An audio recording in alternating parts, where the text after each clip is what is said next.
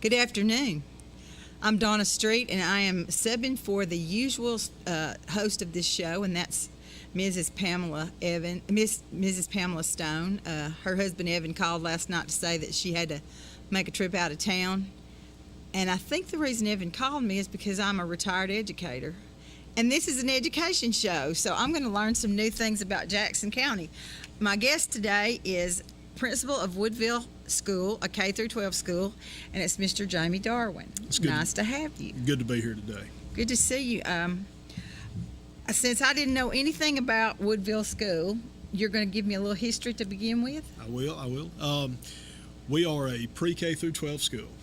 Have a little bit over 500 students. What a great place to be. It is. You're never going to deal with the same day twice. Absolutely. You may be dealing with a 5-year-old 1 minute and an 18 or 19-year-old the next minute. It definitely prepares you, or you definitely better be prepared for the myriad of issues and challenges, and also the education levels and what is required of somebody that's 7 years old, compared to somebody that's 17 years old. And sometimes it's the same thing. I've been that route too. I ended my career as an administrator at an elementary and then back at the high school, so I kind of have a feel for what you're talking about. It's quite challenging.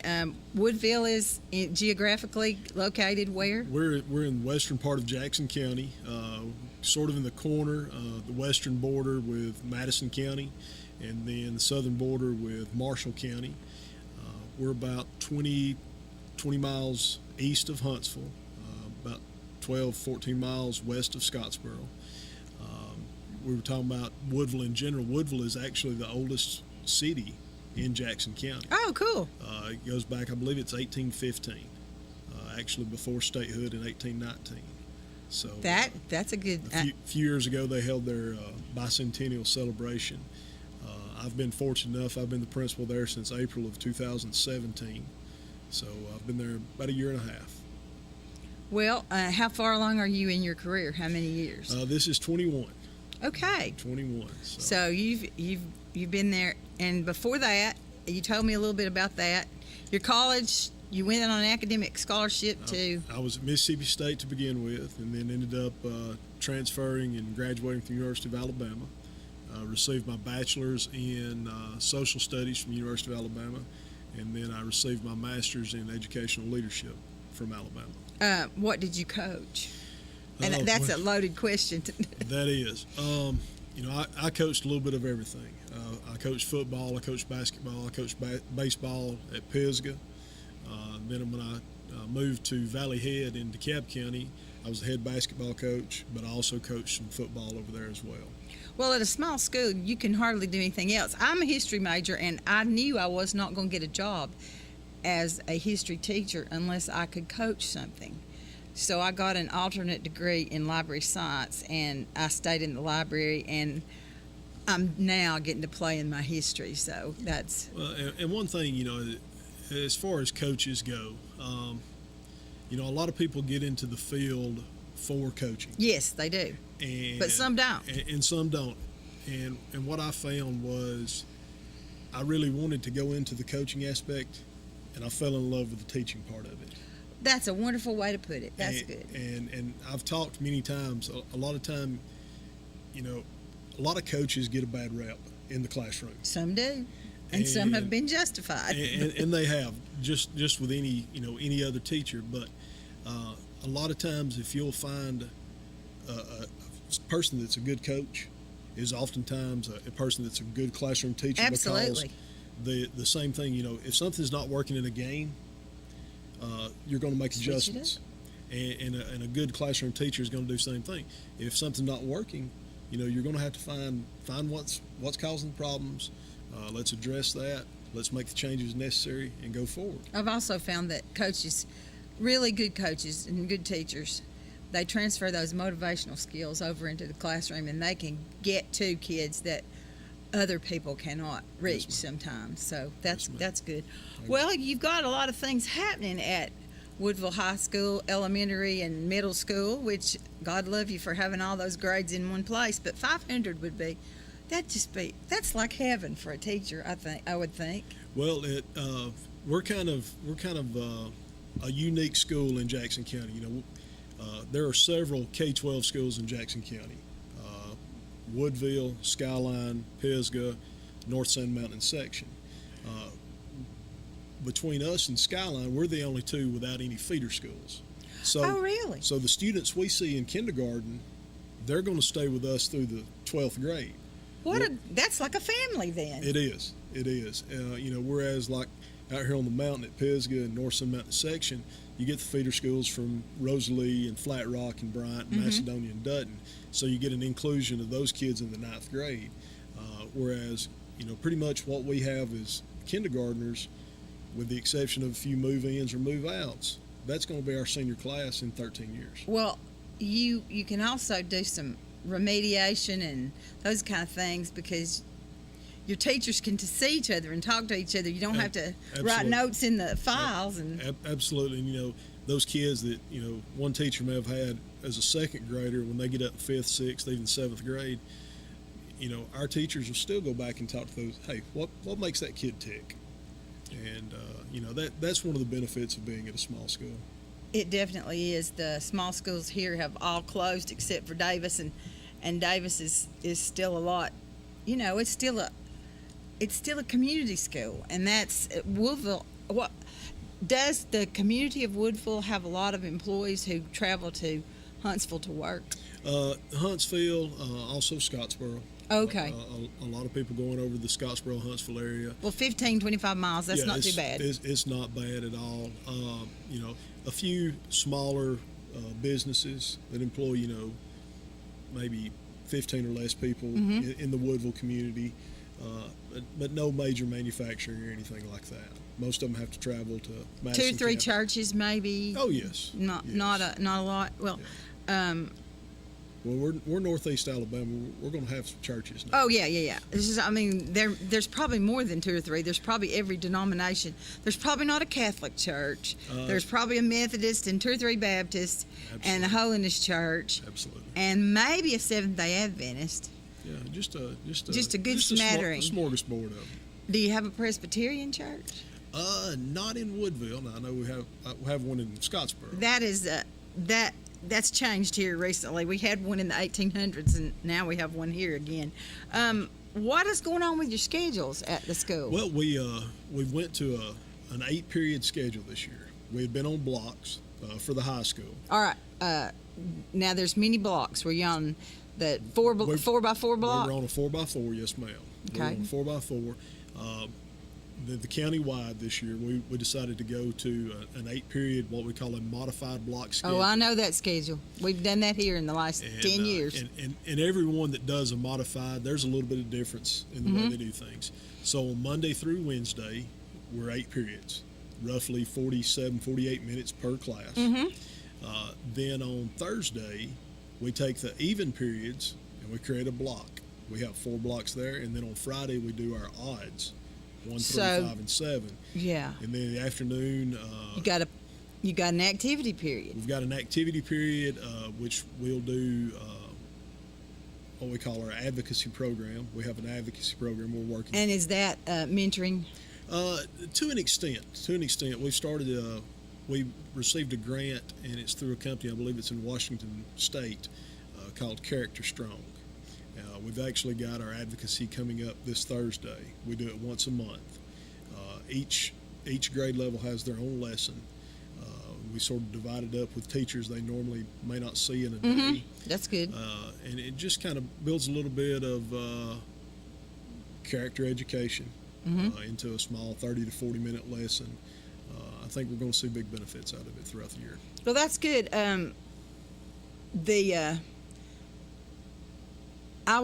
I helped to get the 4x4. I was one of the teachers that advocated for the 4x4 block. But what we saw was that it created problems for math and music. Do you find that? The problems that I see with the 4x4 could be where, say you're a freshman and you have math your first semester of your freshman year. Well, then, as luck has it, you may not have math again to the second semester of your sophomore year, and you've got a big gap there.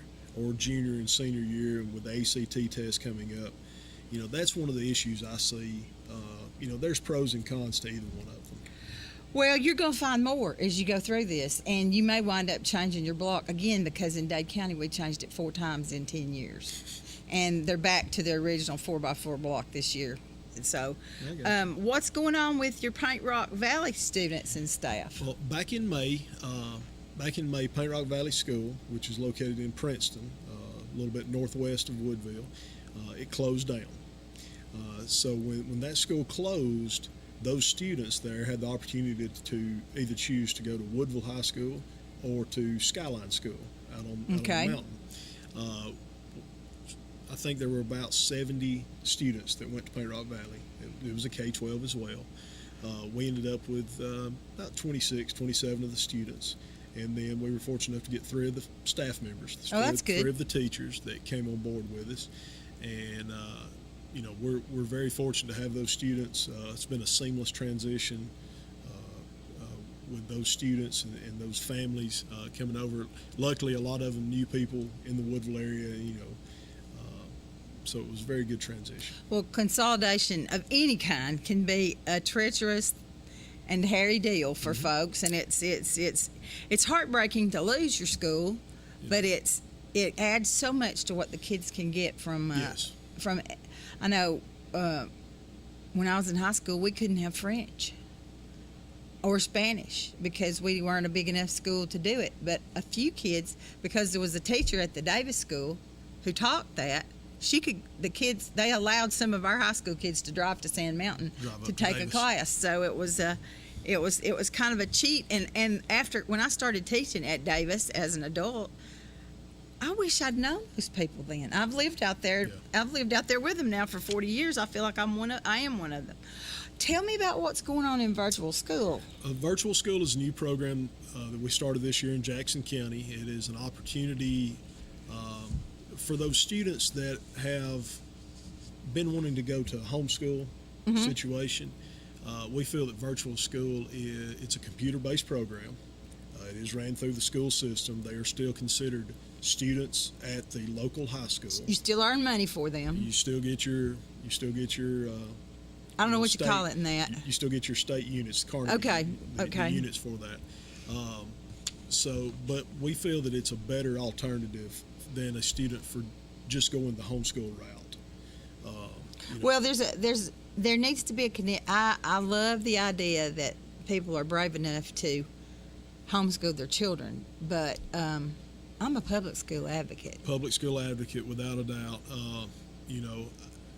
Have I seen homeschool situations be positive? Absolutely. But I've also probably seen a lot more. They go the homeschool route and they end up returning to the public school, and then you see that there's a lag or there's been a loss. Serious gap, yes. Exactly. And it usually causes problems. With the virtual school, the students are able to take classes at home, computer-based. They are required to come into the school every so often to take tests. Be great for a kid that was unwell. Absolutely. Or injured. Any kind of homebound services, things of that nature, yes. The students through the virtual school, they can still participate in school activities, sports, whatever like that. So. Well, we've been between us, we've got 50 plus years of education, and we've all seen the fact that sometimes there are children that just do not fit in a public school setting, and not because there's anything wrong with them. Right. It's because the setting itself does not meet their personalities. And like I said, this is the first year of the virtual school in Jackson County. I think at Woodville, I believe we have about 4 or 5 students that have opted for the virtual school route. It's going to be interesting to see where it goes. Yes, I could see that. I mean, I'm going the negative way here. This could be a great thing for kids who have discipline issues. I mean, they could continue their education without having a lag in it. If that were, I don't know how you're going to use it for that. That's not anything we're looking at right now. I just think that would have to be developed. Right, without a doubt. Virtual school, it's just an option. Well, that's good. It's just an option. It's a much better option than a student dropping out. It's time for us, and you even made a plan for this. We have to have a commercial break now, and we'll be back in just a few minutes. Thank you. At First Southern State Bank, putting you first is our priority. First with convenience, with branches in 6 great communities: Fort Payne, Rainsville, Scottsboro, Higdon, and our Stevenson office, now recently enlarged and remodeled. First with our friendly, experienced staff, always helpful and ready to serve. And first with our mobile on-the-go banking. Our mobile app is fantastic, user-friendly, secure, and free. So whether it's online or in person, you are our first priority at First Southern State Bank. Member FDIC, Equal Housing Lender.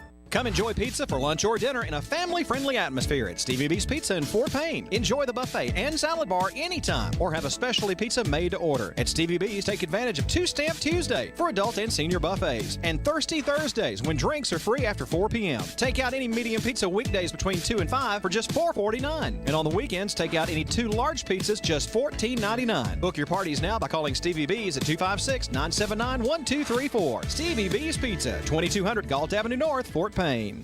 Can you gig it? Oh, yes, you can. We know you've been waiting for a long time, and now Tennessee Valley Net is bringing it to you. Gigabit internet service now available in certain areas of Dade County. Not just fast, super fast internet service now available from Tennessee Valley Net. People are talking, I mean really smiling, about gig speed internet available in limited areas from Tennessee Valley Net. Call today at 706-657-4367 or log on at tvn.net and see if gig speed is available where you are. We know you'll gig it from Tennessee Valley Net. Trust and commitment go hand in hand at Whitwell Pharmacy. Pharmacists Ann Campbell and Steve Ireland, along with their experienced staff, work hard every day to deliver the prescription needs of the Whitwell area. Whitwell Pharmacy is open 6 days a week for your convenience. Whitwell Pharmacy, Monday through Friday, 9 to 5:30, and Saturday from 9 until noon. Call 658-6939. Proudly serving the Valley from Whitwell Pharmacy.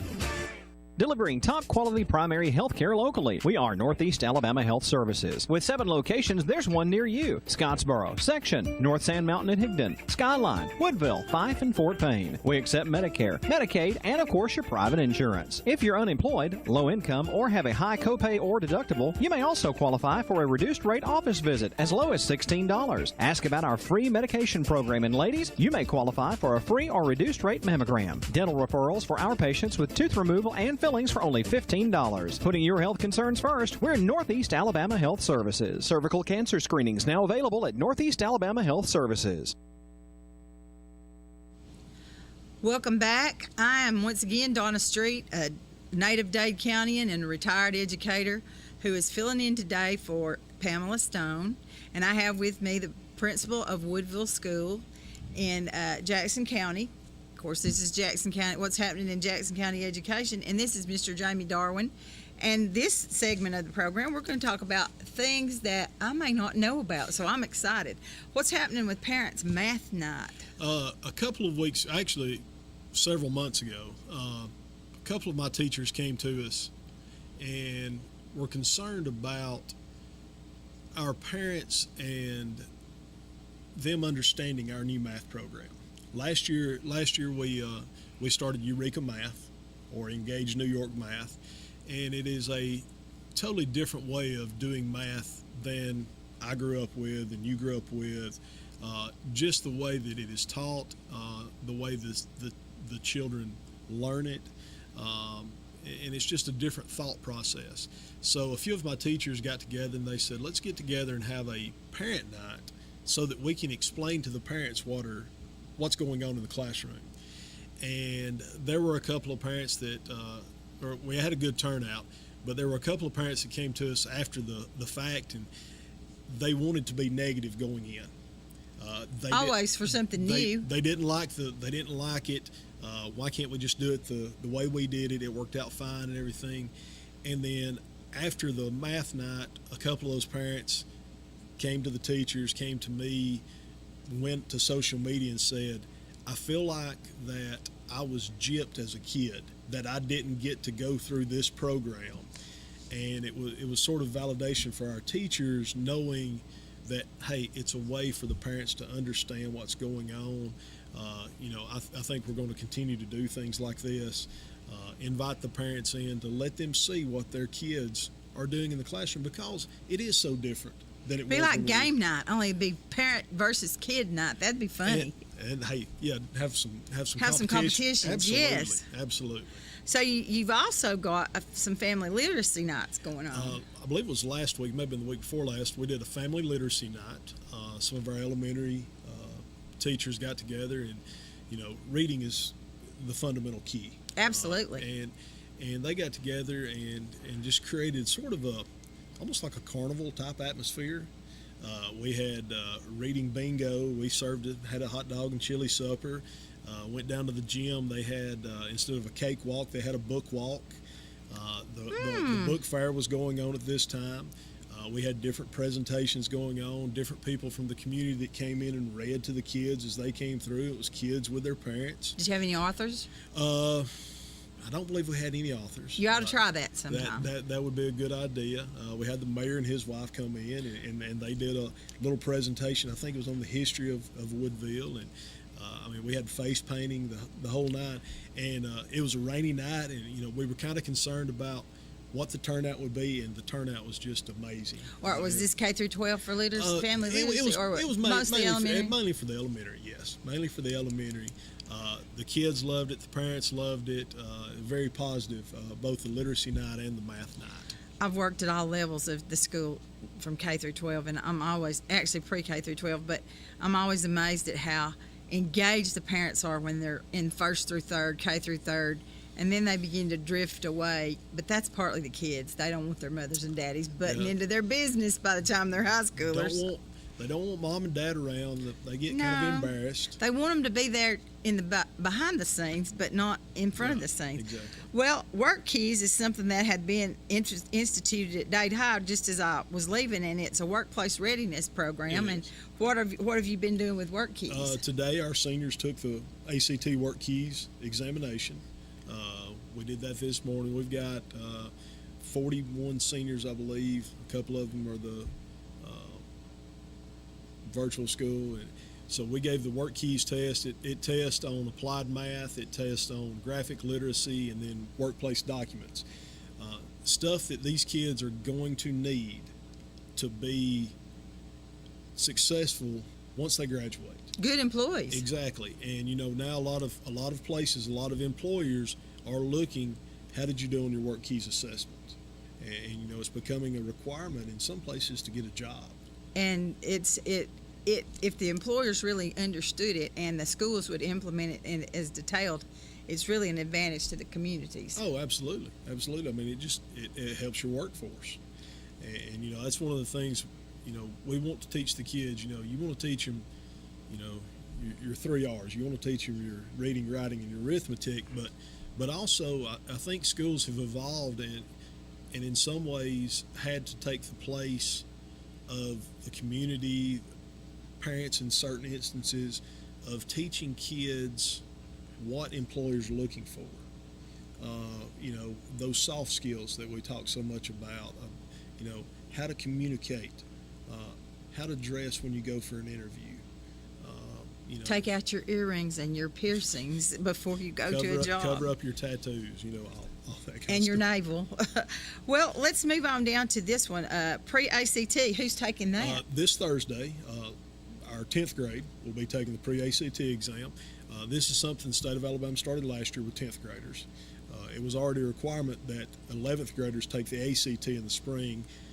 Then the state came in and said, hey, also get your 10th grade this year. They gave us a very short window. Well, they need to do it, even if it is just a short window, because preparing for a test is not an easy thing. Well, and then this year we were able to give the pre-ACT in the fall of the year. Oh, that's good. And so it's going to give those kids a little bit more knowledge of what do I need to work on when I go to take the ACT. Is my strength in math, or is it in reading, or is it in scientific reasoning? What can I work on? What do I need to do to improve my chances on the ACT? We tell our kids all the time, that ACT, don't think of it as a test. Think of it as an application for free money. Oh, well, that's a good way to look at it. That's exactly what it is. That's a very good way to look So at they're it. they're gonna take that test on Thursday. Well, let's see. And here's your this one's totally new to me. Global Scholar Scantron data. Global Scholar Scantron, that is what our 3rd through the 8th grade used last year and will use this year as far as our assessments. We used to use the ACT Aspire. One thing that I like about the Global Scholar or Scantron test is immediate results. The kids can go in and take a test on Tuesday afternoon instead of having to wait 6 to 8 weeks to get those results back. The teachers have them immediately. They can take that. They can take that data, and I mean, it comes with all sorts of charts and bells and whistles. You can look and see what objectives student A is struggling in, and I need more work for them in that section, or they've mastered that objective. We can go on. Do they take it as a post-test at the end of the year? We take it 3 times. We can offer it 3 times. We offer a fall, a winter, and a spring test. And the interesting thing about Global Scholar, it's computer-based. It's what I would call a progressive test. The more questions you answer, the harder it's going to get. Oh, that's very good. And some of the kids get a little frustrated on that because, when we were taking standardized tests, we knew we had 50 questions or 100 questions. There's no set time. There's no set amount on these. It's just when the test finishes. Well, this is another place where making it a competition might be useful. Well, another one that I've been out of the field for 11 years now. What's an Ozobot? An Ozobot, for lack of any other description, it's a robot. I was wondering if that might be it. It is. In our 5th grade, our 5th grade teacher, Missy Evans, she is actually piloting a program for the state of Alabama. I love pilots. They're wonderful. They come with some strings, but I love them. They do. And if it works, great. And if it doesn't work, you got some toys to play with. Absolutely. What the Ozobots are, it's basically teaching these young kids how to code, how to write code. Oh, really? Yes. And it's very interesting. The Ozobots have these pens, different colored pens, and you basically create a course or a track, and depending on what sequence of colors you use, it tells the robot what to do as it goes along this track.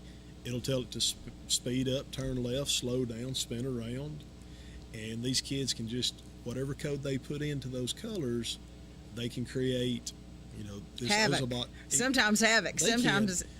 But these are little bitty robots. They're probably 1.5 inches tall, about 1.5 inches wide. It's a very neat little project, and I'm gonna tell you the thing about it is, when they pull them out, the kids are fired up, ready to go.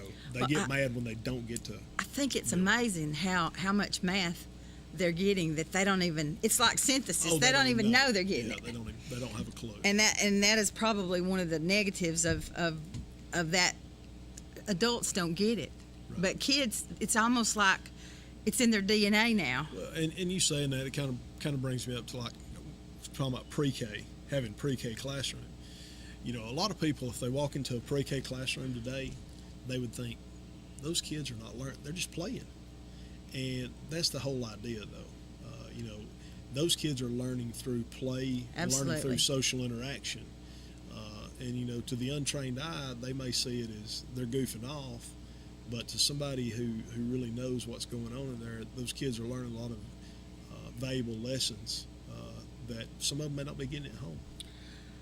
Well, it looks as if your 4th graders are headed to the Capitol in the spring. Last year, Mr. Holman and Miss Lawson took the Woodville 4th grade first time that anybody could remember. I'm sure they'd done it previously, but it's been a while.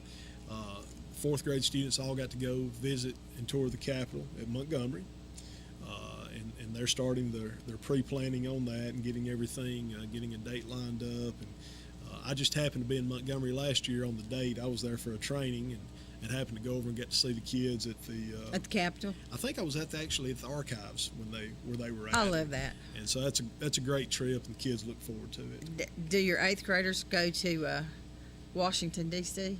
No, ma'am. Haven't pulled. Haven't pulled that one yet. No. 4th graders are 4th graders, because I'm from Georgia. Do the 4th graders study Alabama history? That is your Alabama history. Okay, that's a good. That's where it's supposed to be taught. FFA convention, nationals. What's going on? FFA National Convention here in a couple of weeks. We have a few students that'll be traveling to Indianapolis. for the FFA yeah. convention. I've never had the pleasure of going. I was talking to our FFA sponsor and ag teacher the other day, and I said, before too long, I want to make this trip. Absolutely. Never had the opportunity, and to be honest with you, before I got into administration, I didn't really realize how large the FFA National Convention It's is. amazing. When you're talking about putting 65,000 people into the Dome in Indianapolis, and this year they got a little extra added benefit. I think Garth Brooks is going to do a concert. Oh my, that is an added benefit. So, and our FFA kids, they do a great job. They do a lot of projects around the school for me.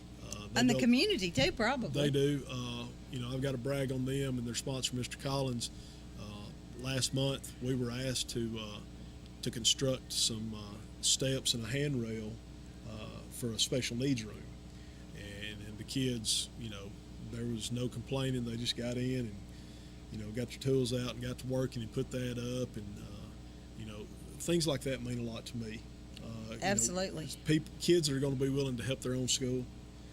It says a lot about the kids. Well, they're the people that'll stay in your community. Right. They're your future firemen. They're your future policemen. They're the people who they get FFA and all the vocational clubs teach such an ethic about community, school, country, love of all that kind of stuff that you can hardly discount it. I was an auxiliary vocational educator at one point, and I'm amazed by all of that kind of thing. Well, we've got one more topic before this segment's over, and who is going to Epcot? All right. Now, you said that you're not familiar with Jackson County. A lot of people, when they say Epcot, what are they going to think? Disney? Yes. All right. Epcot is actually the Ernest Pruitt Center of Technology. How cool. It was probably there before Epcot. Oh, yes, absolutely. That's our vocational school, technical school. Okay. And Mr. Kerry Wright, who's the director at the tech school, they've done a tremendous job over the last few years bringing in a lot of the new technology that these kids are going to see in their jobs, within the next 5, 10, 20 plus years. And we at Woodville have a very strong group of kids that go to the tech school. We're looking at 60% of our 10th through 12th graders. Where is it located? It's located in Hollywood. Okay, so it's a few miles away. It is. They bus up there. We've got 2 groups that go a day. But It's like they come and they go for vocational, and then the blocks are probably double blocks. Well, they kind of changed it up a little bit this year. They offer actually 3 segments at the tech school. Okay. So they are gone for 3 periods, and then they're back on campus for 5 periods at school. Okay. But a lot of I think the image and idea behind the tech school has changed a lot in the last 10, 15 years. Oh yeah, its name's changed. All kinds of things have Right, changed. and now you're seeing more of an emphasis put on it, and we're proud to say that we send 60% of our kids down there because those are kids that a lot of them, when they graduate in the next 2 or 3 years, they're going to have the skills capable of going out and getting a good job. They're going to be workforce ready. That's what your goal is. is. That's it. That is it. What kind of courses are there? We have a lot of kids that take welding. Welding is one of the big ones. Masonry was, and they've had a turnover with a masonry teacher, but I think they're fixing to hire a new one. Welding, masonry. Nursing, health sciences, that HVAC, diesel, auto body, jobs that are definitely in demand. Construction, they've got a little bit of everything to offer. Well, that is very, very good. And you've got over 60%. Are they leaving with certificates? We do. We have every year at Awards Day, an official from the tech school will come up and they'll read off all the NCCER certifications that the students have acquired, and it's really quite an impressive list. Well, it's ours. Obviously, the ones in Dade County don't go here, but I'm amazed at how much they can take on to a secondary level.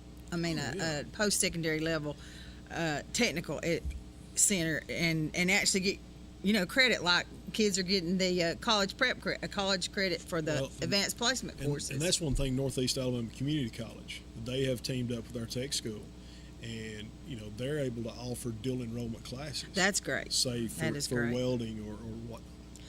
Well, I hate to cut us off here because that's an interesting topic, but we need another commercial break, so we'll be right back. Sequatchie Valley Electric Cooperative is your energy partner. With a mission of providing safe, reliable, affordable electricity, SVEC offers programs and services that help you save money and energy, all while making your home more comfortable. Call us in South Pittsburgh, Dunlap, Pikeville, or Tracy City and find out about easy, affordable heat pump financing and available rebates. Keep up to date on SVEC programs and news and monitor your account by visiting svalleyec.com or download the mobile app for your smartphone from Sequatchie Valley Electric Cooperative. Come on in for breakfast, lunch, or dinner at Bamacide. Enjoy a family atmosphere with good home cooking, including burgers, steaks, fish, plate lunches, and more at Bamacide. Top it all off with a homemade banana split or other delicious dessert. At Bamacide, watch your favorite games on the big screen, especially those SEC rivalries. Open Tuesday through Saturday until 8:30 Eastern, open till 3 Eastern on Sunday, and closed on Monday. Dash says, dash on into Bamacide. 632-3436 for Bamacide. Alabama Highway 75, just on the Bama side. Brown's Tire Pros knows that when you need tires for automotive service, you don't need a hassle. Brown's Tire Pros has been family owned and operated since 1994, and you'll always get friendly customer service and never be sold anything you don't need. We sell major brands of tires like Michelin and BF Goodrich. In fact, Michelin offers safe, fuel-efficient, long-lasting tires that'll keep you going for miles to come. Visit us at Brown's Tire Pros in Trenton today or online at brownstirePros.com. Georgia Northwestern Technical College is now accepting applications for classes. We offer programs in business, health, industrial, and public service at 6 campus locations with financial aid options as well. Take day, evening, or online classes to get your degree, diploma, or certificate. Apply now. Drop by one of our campuses today or check us out at gntc.edu. Georgia Northwestern Technical College. Get focused. Get hired.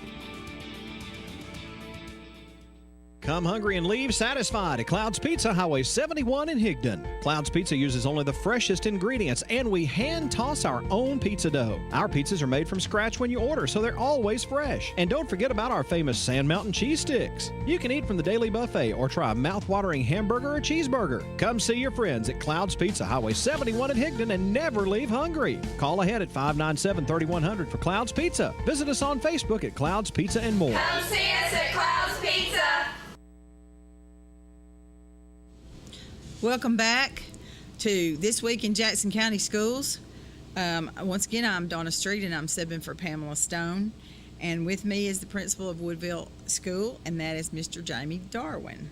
And Mr. Jamie, now this segment we're going to talk about grants and partnerships. So we are very fortunate at Woodville. I've been around a lot of faculties in my life. I have never seen a group collectively that works to get money, resources for their children like our group at Woodville. You're very lucky. It is amazing. I mean, they do a tremendous job. It seems like every week I turn around and, hey, can you sign this grant? Absolutely. I'm not going to turn down many grant applications. Have you run the numbers on how many years of experience they have at your average school? I'm sure that you know it. I actually will look at some of that stuff tomorrow. We're in what we call our continuous improvement plan tomorrow. Right offhand, I couldn't tell you. But I mean, they write local grants, they write state grants, they write national grants. We do them as a team. That was going to be my question. Yeah, Are they team approach? That helps too. We've had team grants, and we've been very fortunate in some of the grants we've been able to receive over the last little bit. Cross curricular and all that kind of level too. We do.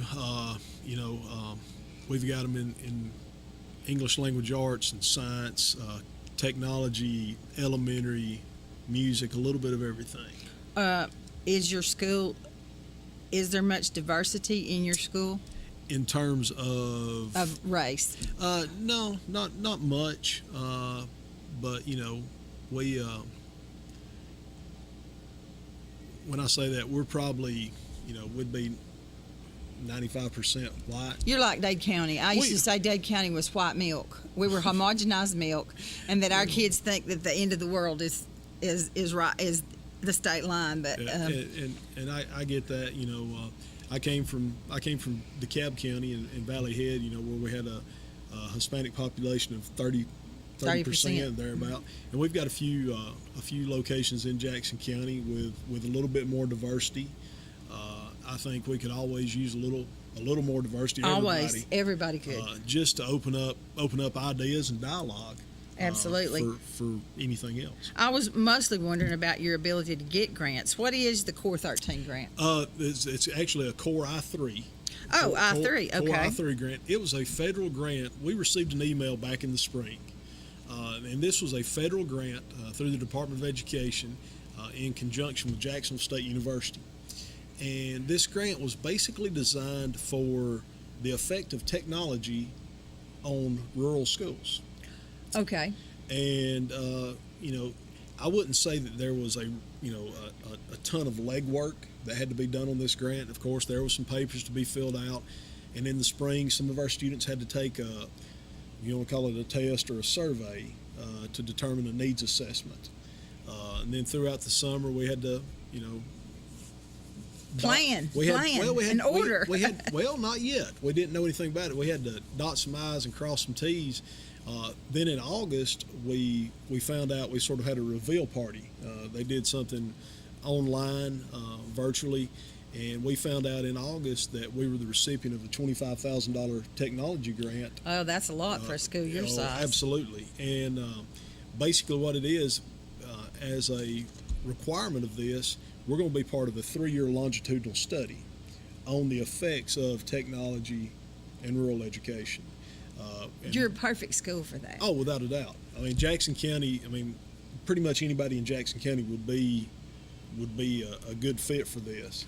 Well, not only that, there's not many places left in America that you've got a K through 12 setting, a population as manageable as yours is, and it's just there's so many things, so many factors that you could add into that to be able to get data from. That's cool. And so what we're looking at, of course, we're going to buy some computer hardware. We're also looking at some programs, especially at the upper level, like ACT prep courses. We've already purchased iExcel, which is a remediation and enrichment program for our 3rd through the 8th grade. That's good. And looking at purchasing some similar programs for our high school kids. But $25,000 For a school your size, that's like a gold mine. It is. Well, what's your bicentennial grant? The bicentennial grant, the state of Alabama, in 1819 will be celebrating our 200th birthday. Absolutely. And back in the spring or the fall, they started the bicentennial grant for schools. The schools could apply. You had to there was a community aspect to it. So a few of our teachers got together and they worked on a grant where we're doing a recycling program that will benefit not only the community but also the schools. Never do anything for only one reason. Right. And we were fortunate enough. We were named a recipient. Myself and the superintendent, Kevin Dukes, and a couple of other teachers and administrators went to Montgomery back in August. We were presented the check. It was a $2,000 check, which we used to buy some technology. Bought some Chromebooks for our upper elementary. Every little bit helps. But we think this is going to be a good thing for not only the school but also the community. Well, it'll be an on the ground, a grassroots kind of operation. Right. Well, you've got at least 3 partnerships going, and we don't have many more minutes, but we got plenty of time to talk about these 3 partnerships. Well, one partnership I want to talk about. I have a teacher. She teaches English language arts, but she's very interested in technology. And last year we had a class that decided to do a little Woodville Daily News, and so she took it this year and signed up for a program through PBS, which is called the NewsHour Student Reporting Lab. Oh, okay. And we are actually the only school in the state of Alabama that is going to have this lab. PBS should be on site within the next couple of weeks to start setting up the lab for us. They're going to bring in a ton of equipment. Ooh, I want to come. I'm excited. I'm excited about it. The kids are excited about it. And all it takes is a teacher with a passion and a purpose, and that kind of got this going. How many staff members do you have? About 35. Oh my! Your teachers are working some serious overtime. I can tell already. They are. That we called it the 5:30 club at the elementary school when I was there. So you've got a lot in the 5:30 club. I got some in the 9:30 club. You can roll through there at 9:30 and they'll still be there. I understand. What are you partnering with UAH for? Through UAH and also some of the missile defense agencies in Huntsville. We're 25 miles from the Arsenal, so it's a great resource for us. One of our science teachers in the high school, we've got two things going on right now. We have got a weather balloon project with UAH where we're actually going to launch a weather balloon. Now, we're not talking about going up a few miles. We're talking about 100,000 feet in elevation.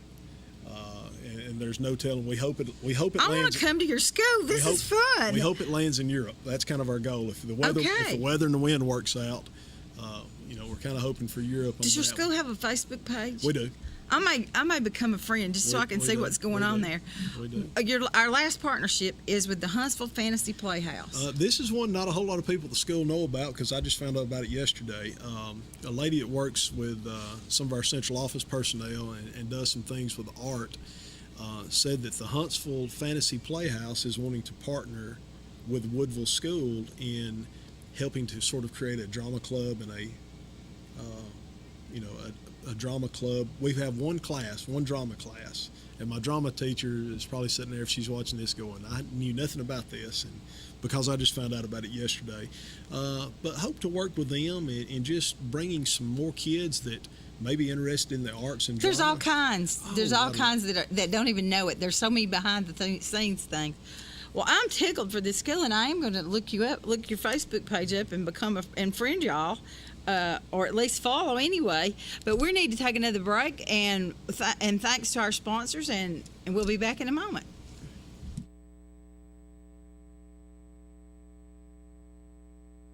Looking around your home thinking it may be time for a new look? Let Comfort Gallery in Kimball help you make perfect choices for every room in your home. Living room, bedroom, dining room suits from all the major furniture manufacturers. If we don't have what you need in the store, browse our full-color interactive kiosk to find exactly what you need. And don't forget a new mattress set. After all, sleeping well makes everything better. At Comfort Gallery, we offer free delivery and setup, 1 year free layaway, and 6 and 12 months, same as cash. Comfort Gallery, 780 Main Street, 1 mile north of I-24, exit 152A in Kimball, Tennessee. Jerome's Fine Swine. It's so fine, it'll blow your mind. Delicious pulled pork, smoked chicken, homemade sides, and freshly brewed sweet tea. Check out that fine swine Jerome is cooking up, including loaded baked potatoes, delicious hot dogs, barbecue nachos, and more. Jerome's Fine Swine is open Monday through Saturday until 8. Dine in or carry out. Let Jerome cater your next work, church, or family get-together. Just look for that fine swine on the roof. Highway 28 across from Save-A-Lot. Gigabit Internet residential service is now available to customers of the North Alabama Electric Co-op with NAEC Fiber in Jackson and Marshall County. Residential gig service is now available for only $79.95. Call today to have your gig service installed at 256-437-5000. High-speed fiber residential gig internet service now available to customers of the North Alabama Electric Co-op with NAEC Fiber. Business and commercial customers can get gig service too. Call for pricing 256-437-5000. Gig service from North Alabama Electric Co-op. 256-437-5000.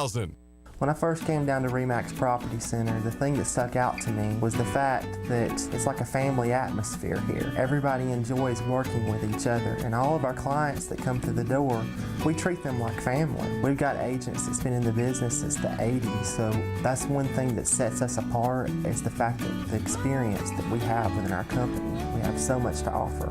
So we invite you to call, text, or send a carrier pigeon if you have to have our team work for you.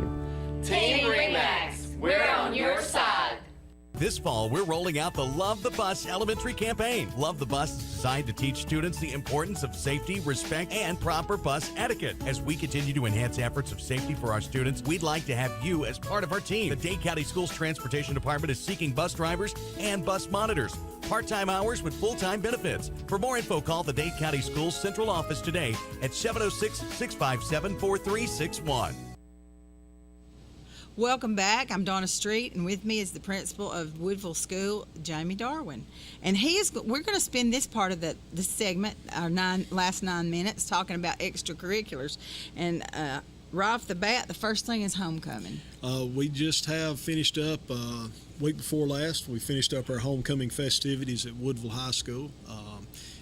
Came out victorious on the football game. So that's good. So all the players and fans and alumni were happy and pleased with that. Who did you play? Played Appalachian out of Blount County.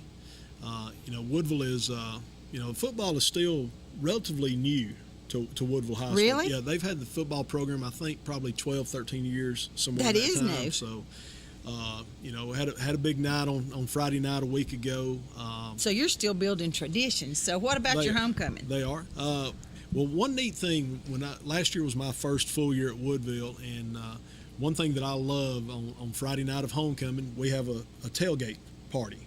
All the classes from grades 7 through 12, they line up, and the teachers have their own tent, and people bring their favorite foods out, and they decorate however they feel they need to, and players get to come out a little bit before that, and coaches and teachers and fans, and just a real fun atmosphere. And then a community atmosphere. It was, and that's what homecoming's all about.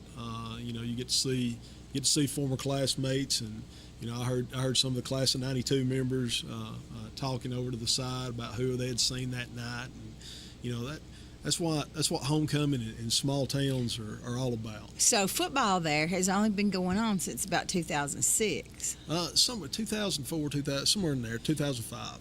So you're still building traditions. Yeah.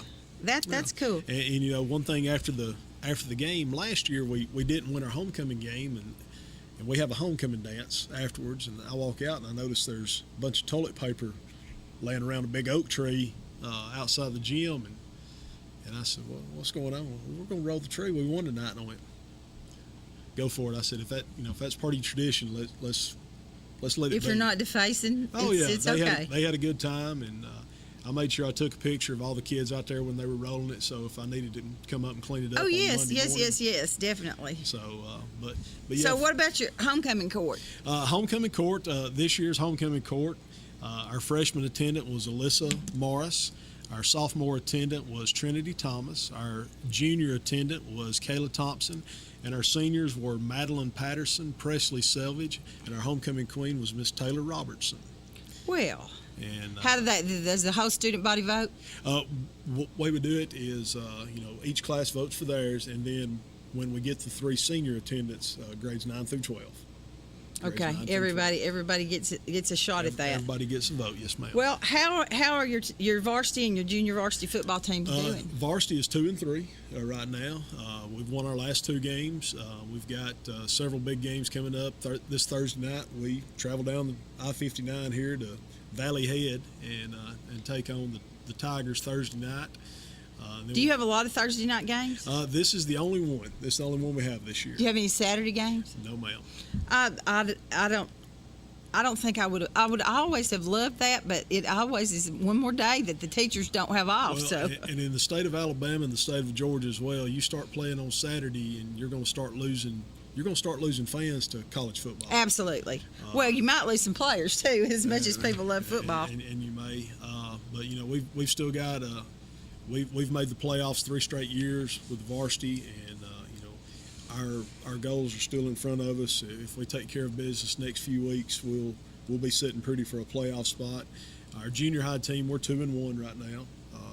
We've had a couple of off weeks due to some scheduling conflicts, but they're getting better each week. Do they run a 9 or 10 game schedule, or do they run a 5 or 6? Yeah, usually in that That's what I thought. That's kind of yes, well. ma'am. cross country season time of the year. So, how many cross countries do you have? We've got about 6 or 7 running cross country right now. Coach Bo Harding does our cross country and our outdoor track. Coach Harding does an amazing job, and these kids that run cross country, they amaze me. They're different too. I'd never been around cross country until I went back to Pisgah a few years ago as an assistant principal.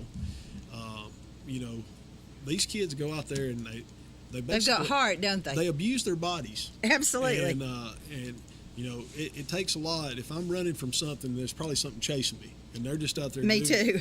And we've got a couple of kids that play football on Friday night, and they'll wake up Saturday morning at 5 o'clock and drive 2 hours and go race.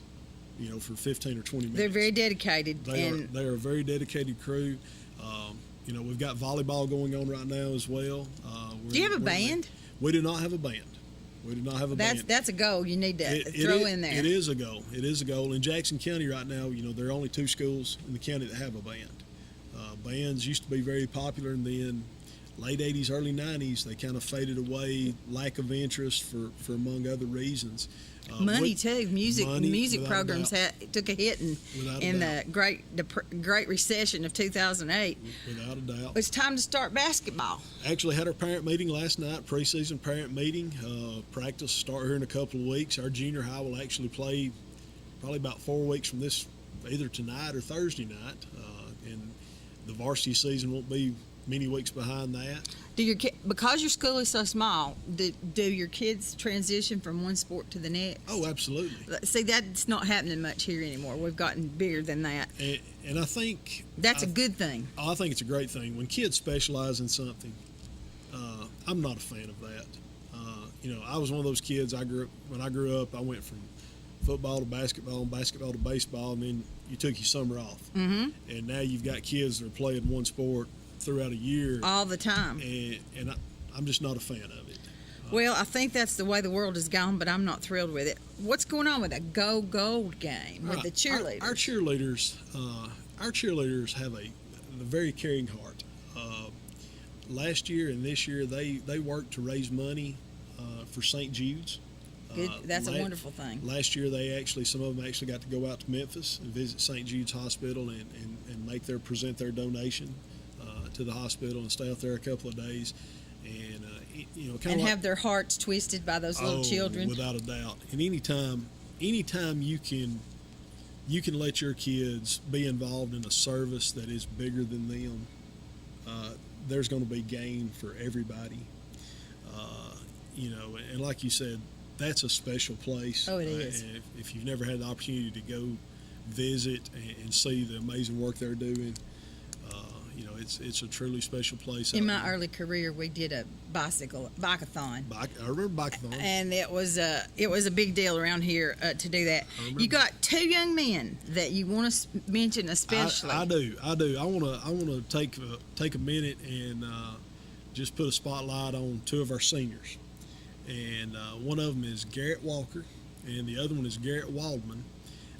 Back during the summer, both these young men completed basic training in their endeavors for their military life after high school. In my opinion, it takes a special person to go through the military. To do so between your junior and senior year, that's a pretty. That's fairly brave. That's a pretty impressive feat. I've been fortunate to teach I've taught a lot of doctors and lawyers and teachers, and I had athletes to go play college sports and whatnot. There's something special about those kids that will give their service to the country and willing to put their lives on the line for you and me and everybody else. And I just want to thank them and thank all the others that are going to the military. Well, I want to learn a couple more things about Woodville School. Okay. What's your mascot? We are the Panthers. And what's your school colors? Black and gold. Ooh, good old Georgia Tech colors. Living where I live, it changes by game who I'm for. So, well, it's been a great show, and I enjoyed getting to know about Woodville School. And I thank you for coming to Trenton. Oh, I'm tickled to death to be here. Thank you very much. Thank you, folks that are watching.